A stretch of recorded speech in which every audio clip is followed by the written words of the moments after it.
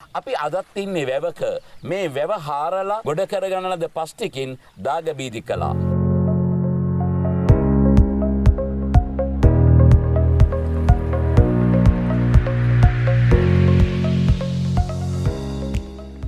මහා සාහිත්‍යයක සුලමුල සිත සහ සිතුවිලිය ආයුබෝවන් දරුවනි. අපි අදත් අපේ උසස් පෙළ විභාග ඉලක්කය පාදක කරගෙන ඔබේ ජීවිතයට සතර සෞභාග්‍ය උරුම කරවන විජයග්‍රාහී විමුක්තියකට යන ගමන් මාවතේ අදත් සුවිශේෂී පාඩමක් ඔබට සමීප කරවීමටයි බලාපොරොත්තු වෙන්නේ.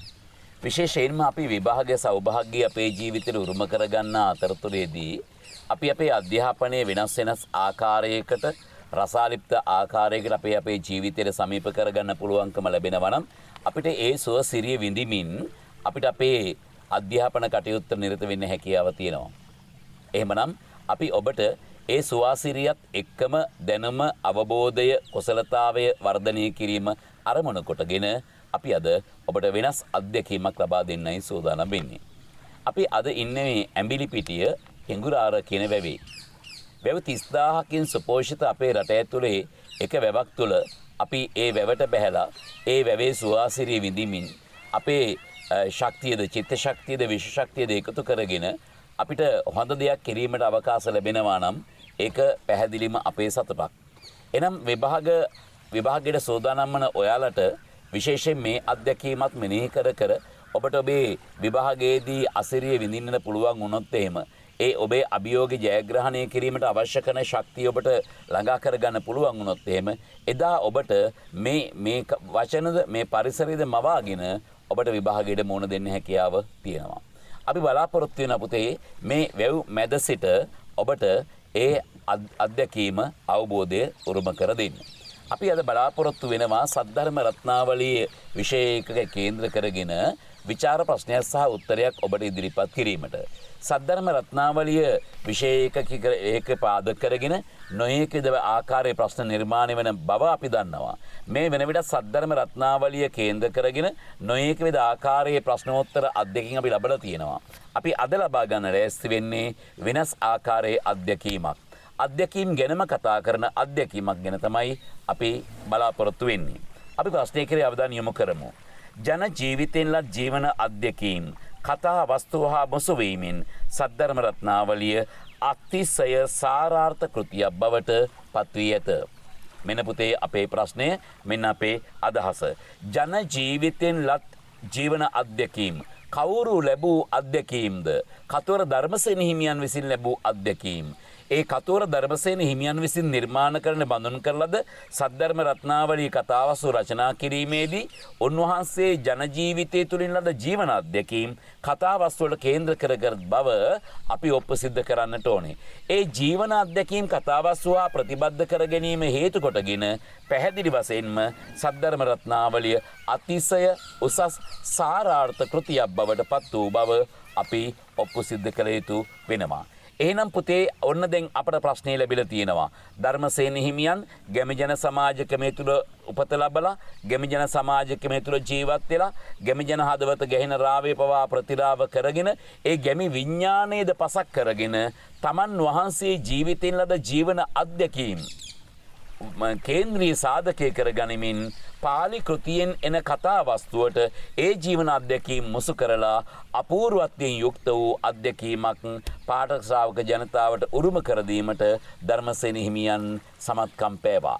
ඒ සමත්කම අපි සද්ධර්ම රත්නාවලියේ අපිට එන කුණ්ඩල කේසි කතා වස්තුව සහ මට්ට කුණ්ඩලී කතා වස්තුව ඇසුරින් අපි සාකච්ඡාවට ලක් කරගත යුතු වෙනවා.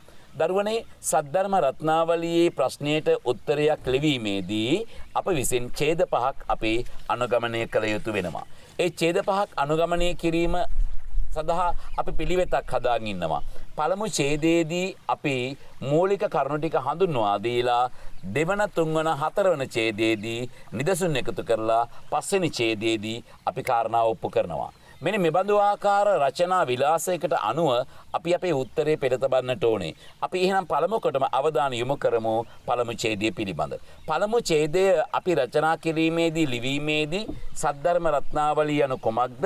සද්ධර්ම රත්නාවලිය කතුවරයා කවුරුද? සද්ධර්ම රත්නාවලිය රචනා කරන පාදක වෙච්ච මූලාශ්‍රය කොමක්ද?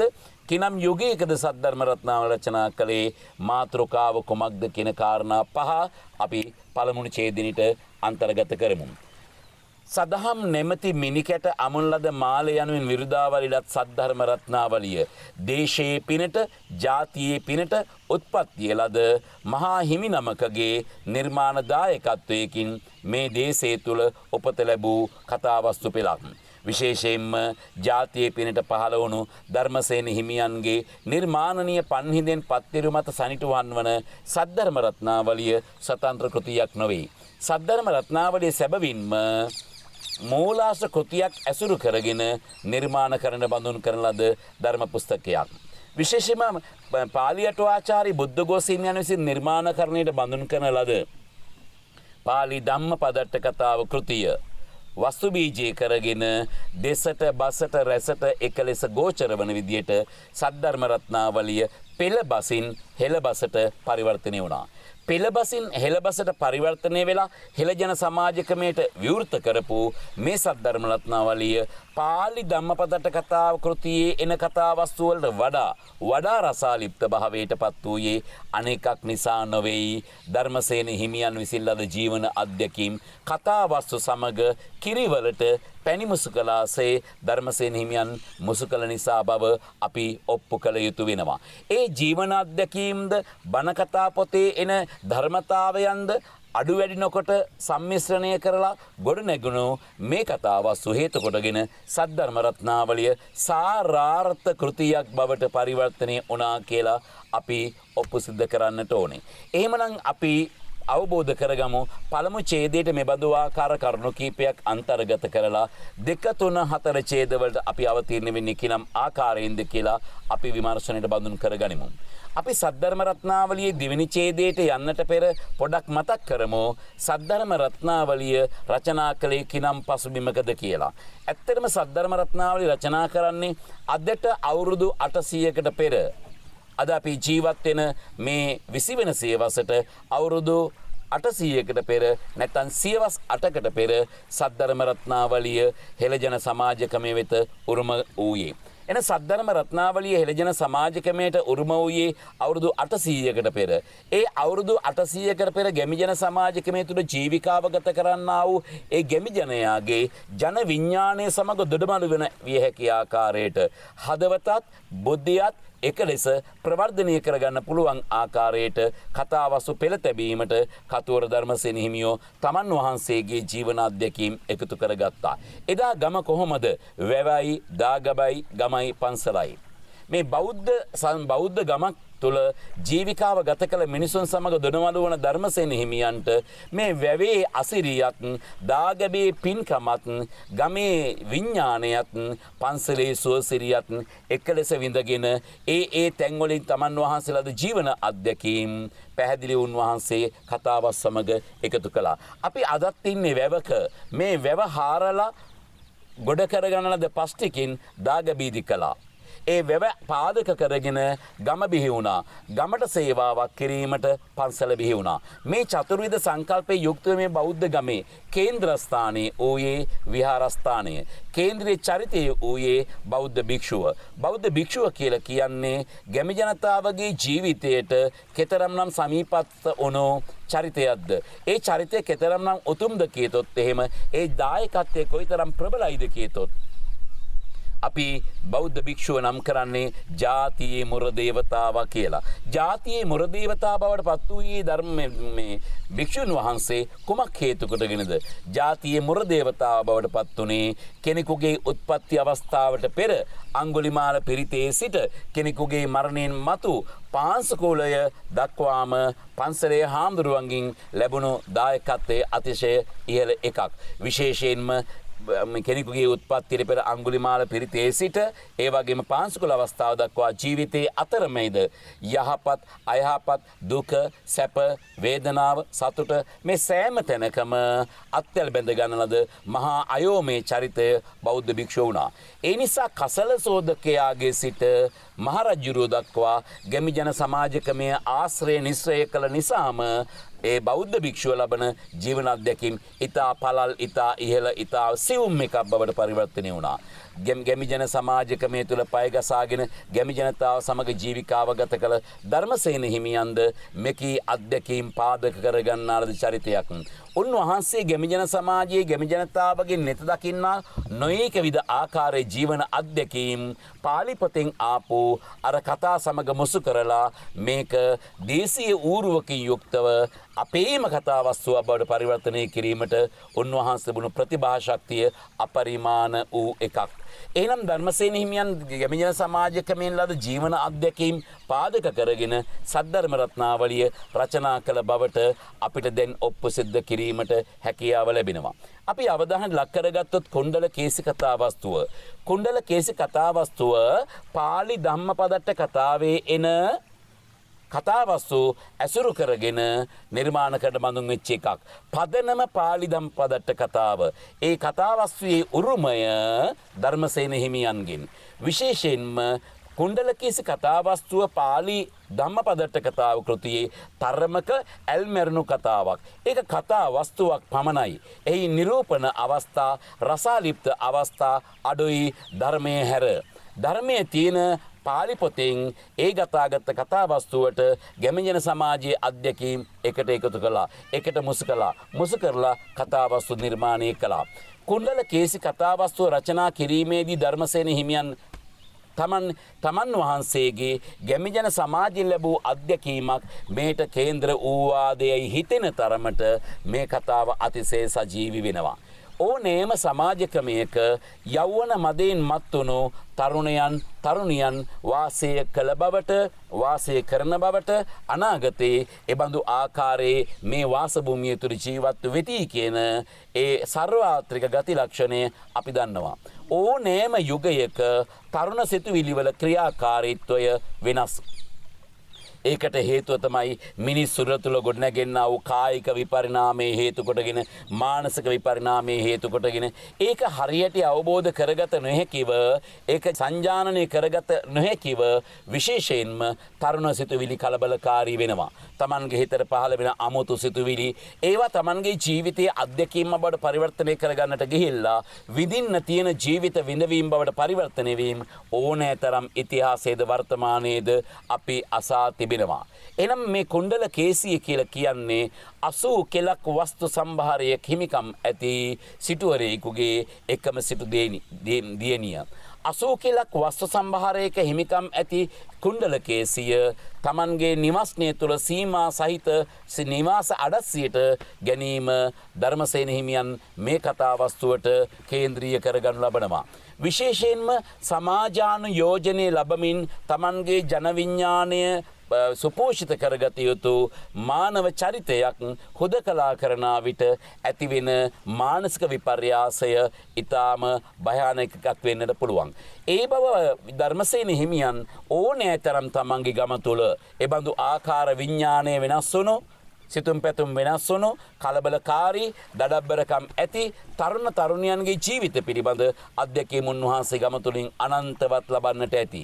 විශේෂයෙන්ම එබඳු ආකාර තරුණියක් විශේෂයෙන්ම තමන්ගේ හිත තුළ හටගන්නද සිතුවිලි හැඟීම් වලට වහල් වෙලා ජීවිතේ වැදගත්ම තීන්දුව නොවැදගත් ආකාරයෙන් ගත්ත දියණියකගේ අත්දැකීමක් ගමේ පන්සලේ හාමුදුරුවන්ට තිබෙන්නට පුළුවන්. ඒ මන්දයක් ගැමි ජනතාවගේ දුකක් වූද සැපක් වූද ඒ දුක සැප උදෙසා අනන්තවත් වූ සහාය ලබා දෙන්නේ බෞද්ධ භික්ෂුව. ඒ බඳු ආකාරයේ වරදින ජීවිතයක් නිවැරදි කර ගැනීම උදෙසා කතෝර ධර්මසේන හිමියන් මේ ගමට ගිහිල්ලා ගැමි නිවස තුළ ජීවිකාව ගත කරන දියණියකින් ලැබූ අත්දැකීම් කුණ්ඩල කේසි කතා වස්තුව මෙතරම් සුමට මෙතරම් සජීවී කතා වස්තුවක් කර ගැනීමට අනිවාර්ය හේතු සාධකයක් කරගන්නට ඇති.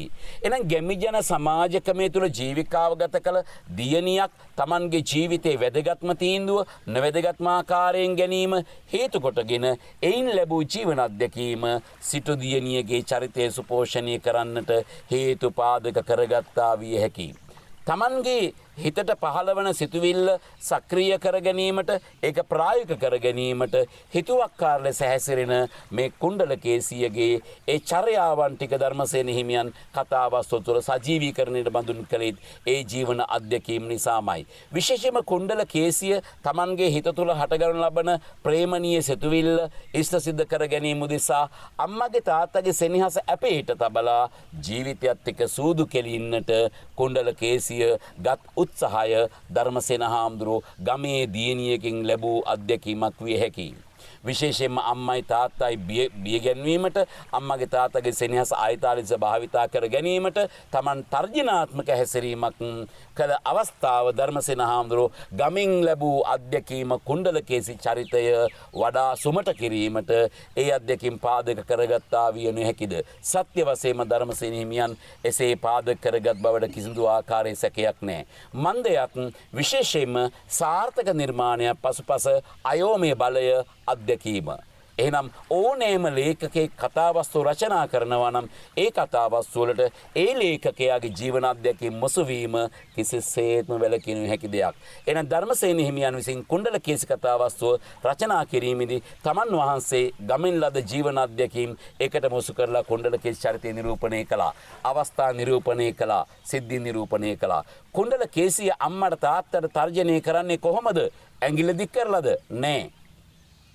කුණ්ඩල කේසිය ඇඟිල්ල දික් කරලා නෙවෙයි අම්මට තාත්තට මේ තර්ජනය කරන්නේ. අම්මා තාත්තා බීතිකාවට ලක් කරගන්නවා කුණ්ඩල කේසිය. මුන්නලදොත් මම් මියමි. කුණ්ඩල කේසිය ඉතා තර්ජනාත්මක විදිහෙන් කියනවා මේ කාමට කසාද බන්දලා දුන්නේ නැත්තම් මම මැරෙනවා. කුණ්ඩල කේසිය මේ ආකාරයට හැසිරෙන ආකාරයේ ධර්මසේන හාමුදුරුවෝ ගමින් ලැබූ ජීවන අත්දැකීම් මේ කතාවස්තු සුපෝෂණය කළා.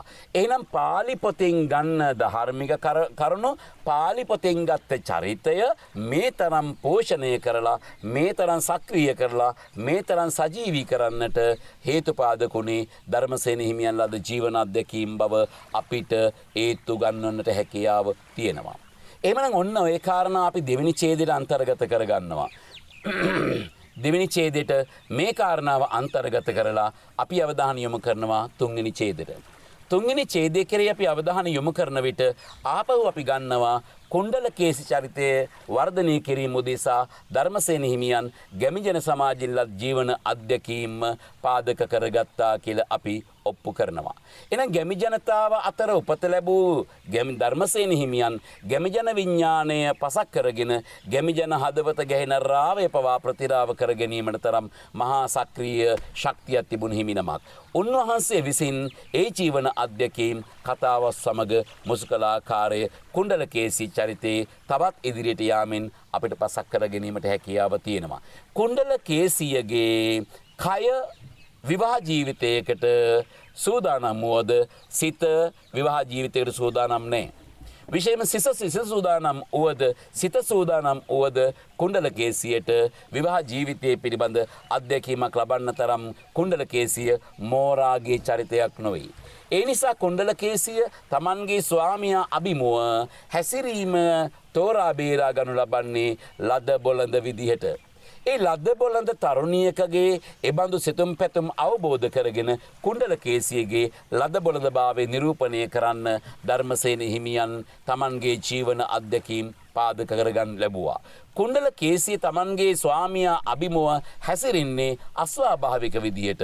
එබඳු ආකාර ජීවන අත්දැකීම් හිග දියණියන් තමන්ගේ ස්වාමියා සමගෝද හැසිරින්නේ අස්වාභාවික විදියට. ඒ අස්වාභාවිත හැසිරීම ධර්මසේන හිමියන් කුණ්ඩල කේසිගේ චරිතයට එකතු කළා. තමන්ගේ ස්වාමියා අභිමුවට සියලුම ආභරණ වලින් සැරසිලා ස්වාමියා අභිමුව පෙනී සිටිනේ ස්වාමියාගේ සිත දිනාගනු පිණිස ආකර්ෂණය කරගනු පිණිස ආකර්ෂණය දිනාගනු පිණිස කුණ්ඩල කේසිය එබඳු ආකාරයට තමන්ගේ සියලුම ආභරණ වලින් කුණ්ඩලකේසී කටයුතු කරද සිද්ධ වූයේ එය නොවේ.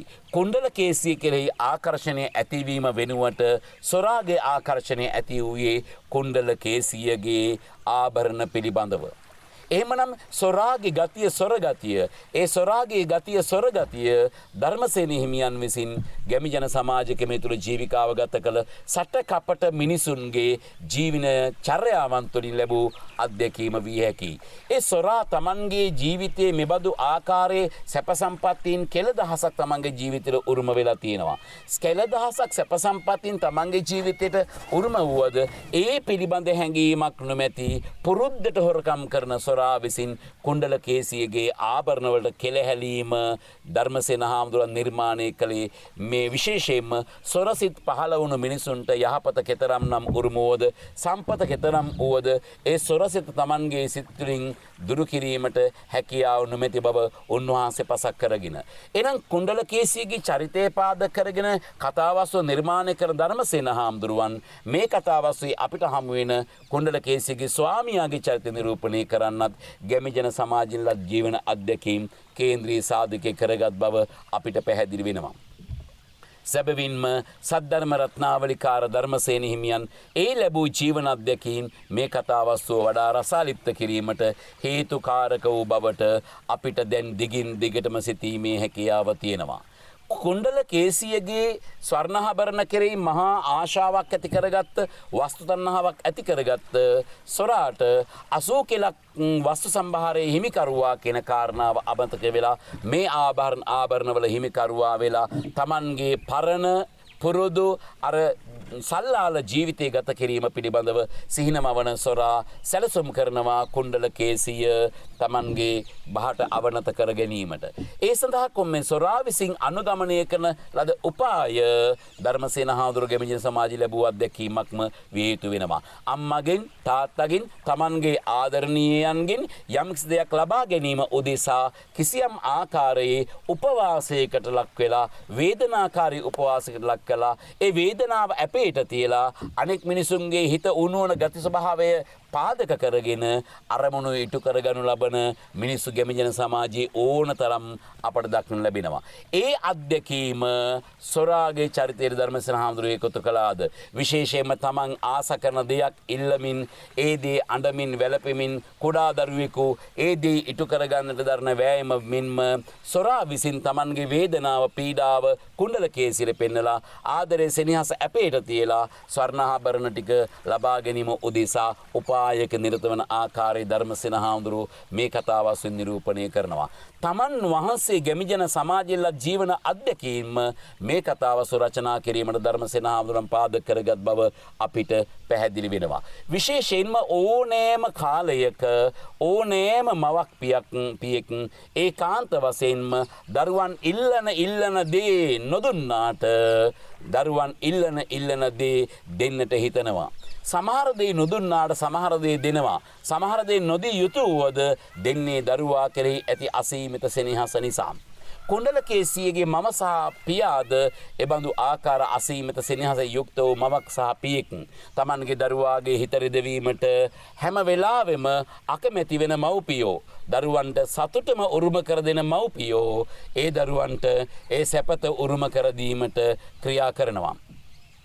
එබඳු ආකාර මවක් සහ පියෙකු විසින් Tamanගේ දියණියගේ සිතෙන්ගියාව ඉටු කර දීමට ලබා දෙන ලද ඒ සහාය ඒ අනුග්‍රහය ධර්මසේන හාමුදුරුවෝ සමීකරණය කරගත්තා කුණ්ඩලකේසි කතාවස්තුවේ සිටුවරයාගේ සහ සිටු දේවියගේ චරිතය නිරූපණය කිරීමට. එහෙනම් මේ චරිත නිරූපණය කිරීම උදෙසා ධර්මසේන හිමියන් විසින් උපයුක්ත කරගන්නා ලද ජීවන අධ්‍යක්ීම් මේ කතාවස්තුව ඊටාම ප්‍රාණවත් කතාවස්තුව බවට පරිවර්තන වෙන්න හේතුකාරක වුණා. අපි පාලි ධම්මපදට කතා වෙන කුණ්ඩලකේසි කතාවස්තුව අපි කියවුවොත් එම මෙතරම් සාරවත් නැත, මෙතරම් රසවත් නැත, මෙතරම් චරිත නිරූපණයක් නැත, මෙතරම් සිද්ධි නිරූපණයක් නැත. මේ සියලුම නිරූපණ ශක්තිය ධර්මසේන හාමුදුරුවන්ට ඒකාන්ත වශයෙන් ලැබුණේ තමන් වහන්සේ ලැබූ ජීවන අත්දැකීමෙන් යයි කීමේ කිසිදු ආකාරයක දොසක් හෝ වරදක් හෝ අඩුවක් හෝ පාඩුවක් හෝ නැති බව අපි පසක් කරගත යුතු වෙනවා. එහෙමනම් කුණ්ඩලකේසි කතාවස්තුව නිරූපණය කිරීමෙන් ධර්මසේන හාමුදුරුවෝ ජීවන අත්දැකීම් පාදක කරගනු ලැබුවා. මෙබඳු ආකාර චරිත ධර්මසේන හාමුදුරුවෝ ගැමිෂන් සමාජයෙන් දුටුවා. ඒ දුටු දේ කතාවස්තුවට අරගෙන ධර්මසේන හාමුදුරුවෝ කතාවස්තු වඩාත්ම රසාලිප්ත කළා. විශේෂයෙන්ම සොරා තමන්ගේ උපායශීලී ප්‍රයෝග භාවිතා කරමින් කුණ්ඩල කේසිගේ සෙනෙහස ඇපේට තබාගෙන සොරා විසින් මේ කරන මේ ප්‍රයෝගකාරී කටයුත්ත ධර්මසේන හාමුදුරුවෝ පසක් කරගෙන ධර්මසේන හාමුදුරුවෝ ඒ කතාවස්තුව තව තවත් ඉදිරියට ගෙන යනු ලබනවා. තමන් ලෙඩක් දුකක් කරදරයක් යයි හැඟෙන ලෙස ජීවිකාව ගත කරලා කුණ්ඩල කේසිගේ අනුග්‍රහය ලබන සොරා කෙසේ හෝ හොරපව්වට ගමන් කිරීමේ මාර්ගය විවර කරගනු ලබනවා.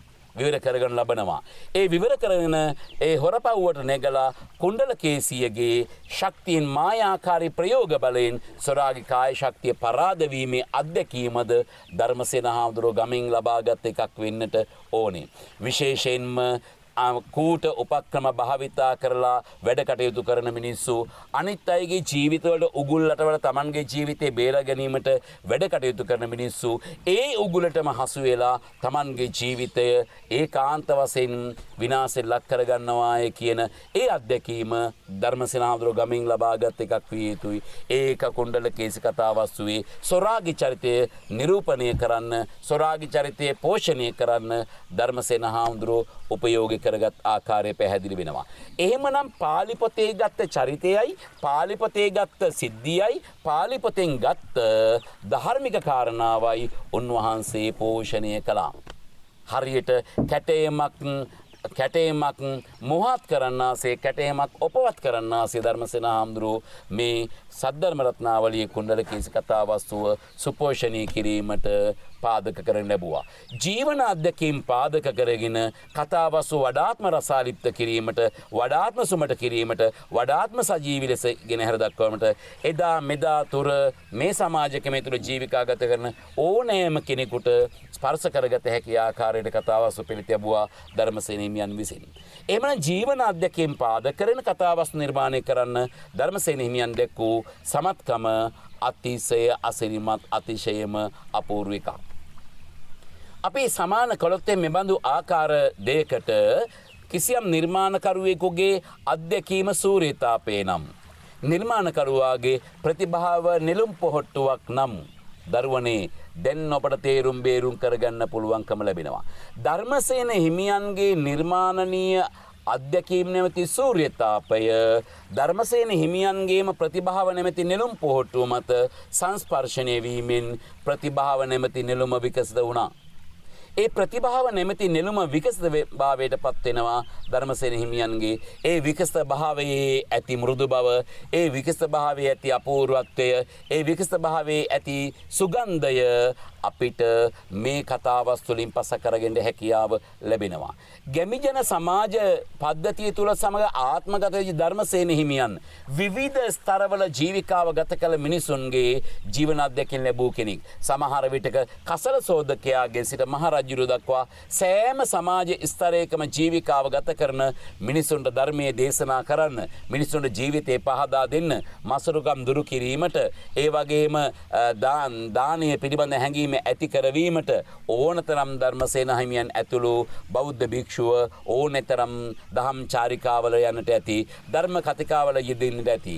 ඒ ධර්ම කතිකාවලට යෙදෙන්නට ලැබුණු අවස්ථා අතර මසුරු පුද්ගලයෙකුගේ ජීවන ස්වභාවයද, මසුරු පුද්ගලයෙකුගේ ඇවතුම් පැවතුම්ද කතා වස්තුවට තමන් වහන්සේගේ අත්දැකීමට කේන්ද්‍ර වූවා විය හැකියි. මසුරු භාවය කේන්ද්‍ර කරගෙන, ඒ මසුරු භාවය පාදක කරගෙන, ඒ මසුරු භාවය තුනී වෙන විදිහට ඒ මිනිසුන්ගේ සිතුවිලි දියාරු කිරීම ධර්මසේන හාමුදුරුවන් ක්‍රියාත්මක වන්නට ඇති. ඒ ලැබූ ජීවන අත්දැකීම පාලි ධම්මපදට්ට කතාව කෘතියෙන් ලබා ගන්නා ලද අදින්න පුබ්බක බමුණාගේ චරිතය නිරූපණය කිරීමට ඒ අත්දැකීම නියත වශයෙන්ම කේන්ද්‍ර කරගත්තාට සැකයක් ඇත්තේ නැහැ. තමන් වහන්සේ ගැමි ජනතාව අතරට ඇතුළු වෙමින් ගැමි ජනතාව අතර ජීවිකාව ගත කරන අතරතුරේ නොයේක විද ආකාරයේ මිනිසුන්ට දහම් කරුණු පසක් කරවීම උදෙසා තමන් වහන්සේගේ ධාර්මික දායකත්වය ලබා දෙන අවස්ථාවලදී මසුරු භාවය කේන්ද්‍ර කරගෙන ජීවිකාව ගත කරන මිනිසුන් ගමේම මුණ ගැසෙන්නට ඇති. ඒ ගමේම ජීවිකාව ගත කරලා මසුරු භාවය නිසාම තමන්ගේ වටිනා සම්පත් තමන්ගේ වටිනාකම් අහිමි කරගත්ත මිනිස්සු ගම තුළ ජීවිකාව ගත කරන්න ඇති. මසුරුකම නිසාම තමන්ගේ දරුවා මැරෙන තෙක්ම කිසිදු ආකාරයකට ධනයක් වියහිදම් කිරීමට අපොහොසත් වුණු මිනිස්සු ගම්වල ඉන්නට ඇති.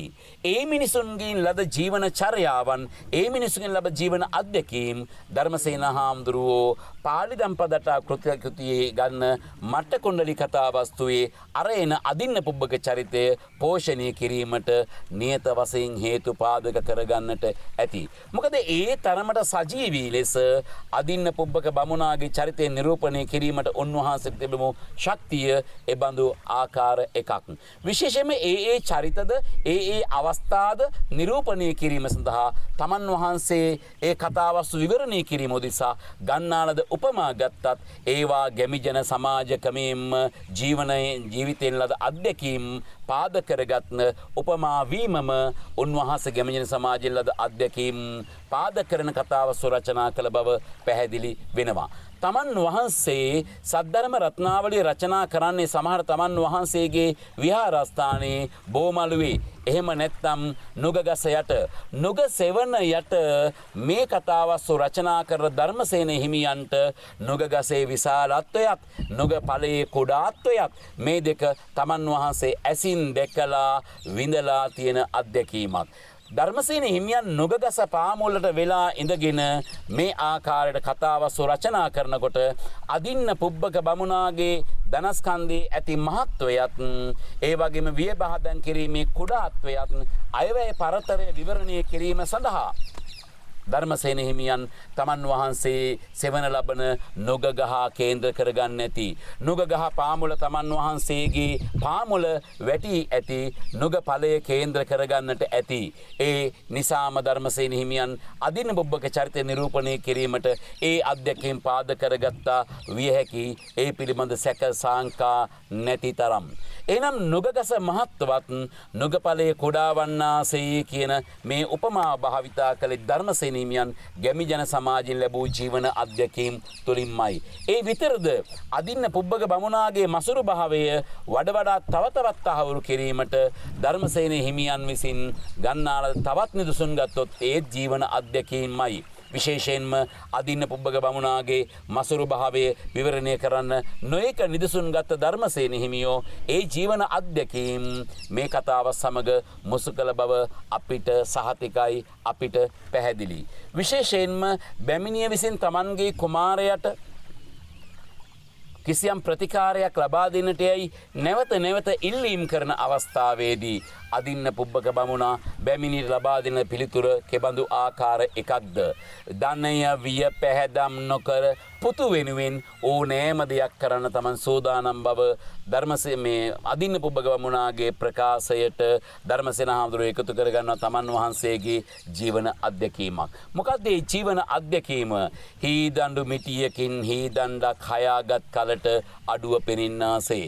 එදා ගොවි ගම්මානයක්. ඒ ගොවි ගම්මානය තුළ ජීවිකාව ගත කරන මිනිස්සු තමන්ගේ අදාළ කන්නේ ගොවිකමට පෙර තමන්ගේ කෙත ආසන්නයේ ඇති වනාත සුද්ධ කරනකොට සවිශක්තිය යුක්ත වූ කෝටු කපාගෙන එක මිටියකට ගැට ගහලා සීසාන කාලයේදී ඒ පාවිච්චි කරන්න හී කෝටු මිටිය ගැට ගහලා තියෙනවා. එයින් එකක් ගත්තාම තදින් ගැට ගහපු හී කෝටු මිටියකින් එකක් ගත්තාම හී කෝටු මිටිය බුරුල් වන්නාසේ, ලිහිල් වන්නාසේ තමන්ගේ ධනය ලිහිල් වෙන බව අදින්න පුබක බමුණා කළ ප්‍රකාශයට ධර්මසේන හාමුදුරුවෝ ගැමිජන සමාජින්ලත් ජීවන අධ්‍යක්ීම් කේන්ද්‍ර කරගත් බවට සැකසාංකා තබා ගන්නේ කුමකටද? එහෙනම් ගැමිජන සමාජකමෙන් තමන් වහන්සේ නෙතදුටු දේවල් වස්තුන් අධ්‍යක්ීම් කරගෙන ඒවා කතාවස්තු වල චරිත නිරූපණය කිරීමට ඒ නිදසුන් භාවිතා කර බවට අපිට කිසිදු ආකාරයක සැකසාංකාවක් ඇත්තේ නැහැ. එහෙමනම් ධර්මසේන හිමියන් චරිත නිරූපණයටත් ගැමි ජීවන අධ්‍යක්ීම් උපයෝග කරගත්තා. අවස්ථා නිරූපණයටත් ගැමි සමාජින් ජීවන අධ්‍යක්ීම් පාදක කරගත්තා. විතරක් නෙවෙයි, විශේෂයෙන්ම ධර්මසේන හිමියන් විසින් උපමා රූපක භාවිතයේදීද ගැමි ජන සමාජ ජීවන අධ්‍යක්ීම් පාදක කරගෙන ලැබුවා. එහෙනම් අපට ඔප්පු සිද්ධ කරන්න පුළුවන් සද්ධර්ම රත්නාවලිකාර ධර්මසේන හිමියන් විසින් කතාවස්තු රචනා කිරීමේදී පාලි කෘතියේ අවස්ථා සිද්ධ චරිත පාදක කරගත්තට වෙනකොට පාලි කෘතියේ චරිත පෝෂණය කරේ ජීවන අධ්‍යක්ීම් වලින්. පාලි කෘතියේ අවස්ථා පෝෂණය කරේ ජීවන අධ්‍යක්ීම් වලින්. පාලි කෘතියේ සිද්ධි නිරූපණය කරේ අවස්ථා තමන් වහන්සේ ලැබූ අධ්‍යක්ීම් තුලින්. පාලි පොතෙන් ගත්ත කතාවස්තු රසාලිප්ත එකක් බවට පරිවර්තනය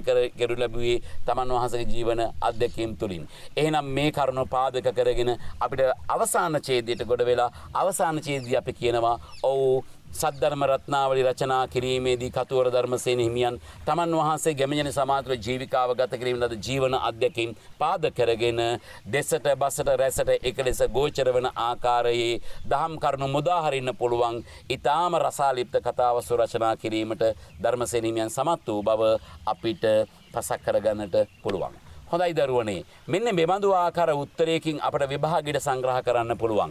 මෙන්න ඔබට ඔබේ ජීවිතයේ කිසිම දවසක නොලද අත්දැකීමක් ඔබට සමීපස්ත වෙනවා. ඒ මොකද පන්තියේදී ඉගෙන ගන්න සිංහල පාසලේදී ඉගෙන ගන්න සිංහල අද ඉගෙන ගන්නේ වැවේදී බෝට්ටුවේදී. එහෙමනම් පුතේ මේ අත්දැකීම මේ අවදානම් සහගත අභියෝගය අපි බාරගත්තේ ඔබට අසිරියක් ලබා දෙන්න ඔබට සතුටක් ලබා දෙන්න ඔබේ ජීවිතේ වටිනාකමක් ලබා දෙන්න බව මතක තියාගන්න. ඔයාලා හැම කෙනාටම ජයින් ජය අත් වේවා. තෙරුවන් සරණයි.